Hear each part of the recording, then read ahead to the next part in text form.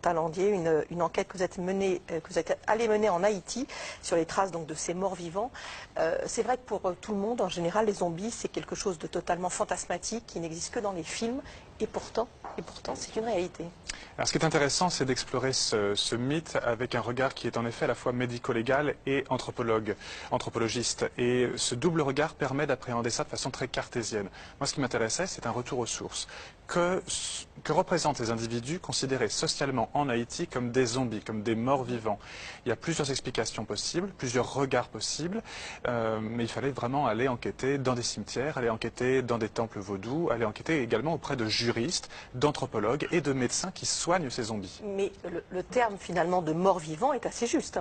Le terme de mort vivant est assez juste. C'est un mort social. Le vrai terme, c'est ça. C'est un mort social. C'est quelqu'un à qui on a infligé une sanction qui est pire que la mort. On lui a fait vivre ses funérailles. On dit que les funérailles ont été chantées.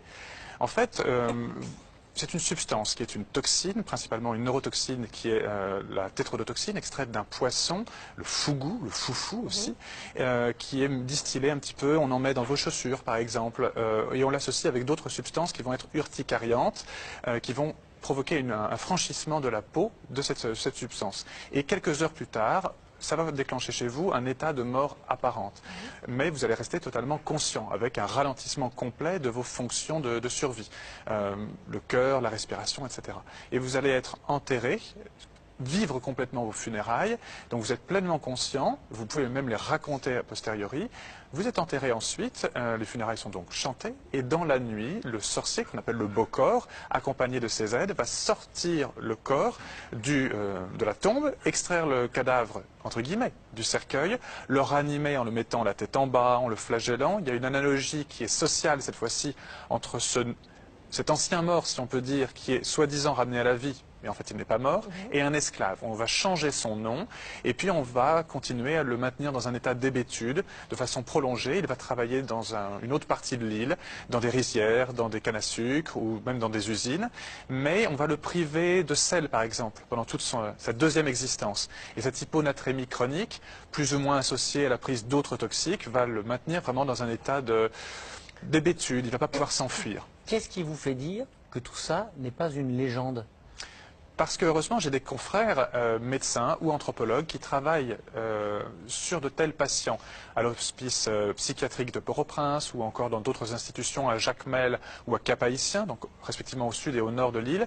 Il y a des patients qui sont retrouvés plusieurs années ou mois après leur funérailles et qui sont considérés comme les bonnes personnes par leur famille. C'est ça qui est intéressant. Et dans les tombes, on trouve quoi dans ce cas-là? Des cailloux. Des cercueils remplis de cailloux, remplis de bouteilles vides ou par un autre corps. On enterre un enfant et on retrouve un adulte dans le cercueil ou vice-versa, ce genre de choses. On reste zombie toute sa vie ou est-ce qu'on peut être dézombéifié?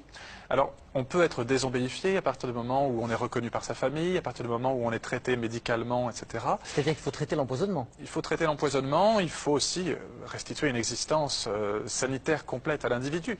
Mais une fois que le certificat de décès a été établi, d'ailleurs généralement pas par un médecin, mais par deux témoins, c'est le système c'est ça qui explique aussi qu'on puisse aussi facilement enterrer quelqu'un.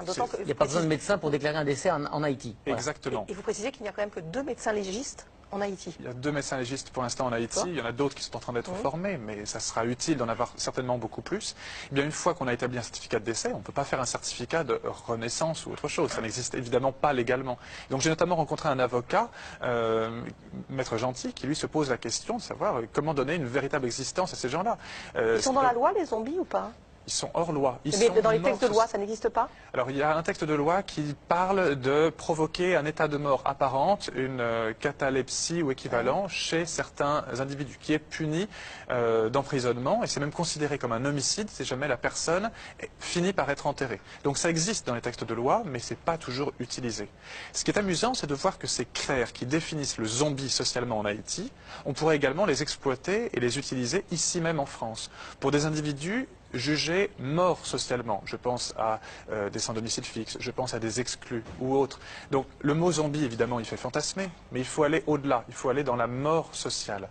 Ces individus qui sont dans la rue présentent, non pas pour les mêmes raisons, c'est pas des toxiques, c'est autre chose, mais il y a cette exclusion de la société qui a 2 facettes différentes. Une facette occidentale, on la connaît, et une autre facette qui est caraïbe, mais qui tire ses origines d'Afrique noire, en l'occurrence, et du Bénin. Alors maintenant qu'on a compris ce que c'était qu'un zombie, pourquoi est-ce que On vous zombifie. voilà, on vous zombifie? Pourquoi est-ce on rend zombie certaines personnes en Le Haïti? sorcier, là, pourquoi il C'est une travaille? sanction. C'est une sanction judiciaire. Alors, c'est pas la justice légale, officielle.